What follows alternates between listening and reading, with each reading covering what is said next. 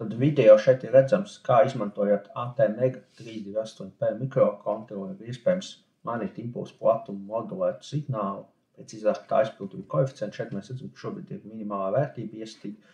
Nospiežot spiedpogu increase pārtraukumā, tātad tiek nolasīta šī spiedpoga un tiek palielināta attiecīgi vērtība šim aizpildījuma koeficientam, un, ko mēs redzam, palielinās arī motora griešanas ātrums, jo tiek padots tātad signāls ar lielāku aizpildījuma koeficientu uz lauktranzistoru, kurš vada tālāk savukārt motoru.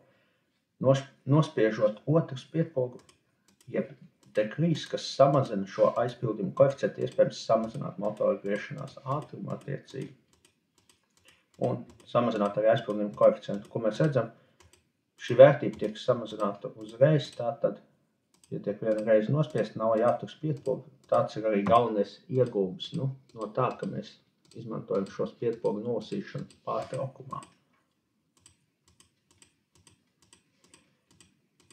Tātad ar decrease samazinam. Un ja mums sasniedzam galējo robežu, tad mēs sākam no maksimālās atkal vērtības. Un savukārt otrā virzienā, ja mēs pārsniedzam, mēs sākam no minimālās. Tad ir iespējams tātad ar divām spiedpogām vērtību kā palielinām, gan samazinām. Protams, mēs varējām šo realizēt ar vienu spiedpogu, ejot pa riņķi, mainot vērtību tātad apļa veidā, bet šeit var mainīt abos virzienos. Tātad. Protams, jūs varat vēlaties izmantot vienu no spiedpogām arī citam projektam, bet ideja kā tāda, izmantojot timeri, tātad tiek ģenerēt šis impulsu platumu modulēts signāls un tiek nolasīts spiedpogas attiecīgi pārtraukumā. Apskatīsimies, kā tas ir realizēts programmas kodā. Tātad programmas kodā sākumā, protams, tiek pievienotas nepieciešamās bibliotēkas, lai nodrošinātu darbu ar reģistriem, lai varētu izmantot pārtraukumus un aizturas, ja tas ir nepieciešams. Tālāk ir nodefinētas 3 pieslēgu vietas, tātad ar attiecīgi simboliskiem nosaukumiem spiedpogas, tātad 2 un PVM signālu, jeb impulsu platumu modulēt signālu izēju, spiedpogas attiecīgi, lai samazinātu un palielinātu tātad šo impulsu platumu modulēt signālu aizpildījumu koeficientu. Tālāk, protams, ir šī koeficientu mainīgais, tātad šī koeficienta uzglabāšanai. Koeficienta vērtības var būt robežās no 0 līdz 255, jo tiek izmantots 8 bitu attiecīgi timeris. Tālāk ir pārtraukumi int0 un int1, kuros notiek tātad aizpildījuma koeficienta vērtības palielināšana un samazināšana, tad, kad tiek nospiesta spiedpoga. Int0 tiek izmantots, lai palielinātu, savukārt int1 tiek izmantots, lai samazinātu tātad šo aizpildījumu koeficientu. Tālāk seko inicializācijas funkcijas, tiek inicializēta impulsu platumu modulācija, kas principā ir timeris, kurš tiek iesaistīts noteiktā režīmā.